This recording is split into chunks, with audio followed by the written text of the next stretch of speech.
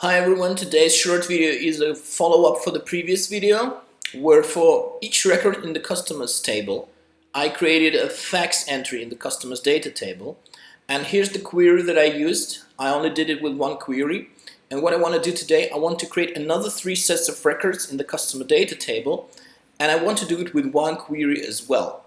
So to do that I only need to type union select here. So I'll just add more selects and I'll join them with unions. So first I create my unions, and then I throw the data in. So country is here, then subscription plan, and it has a value, and finally email notifications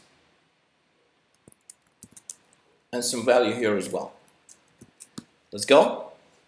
Here we go, 12 rows inserted, and in the customers data table we can see now country, subscription plan and email notification. Thanks for watching, see you next time.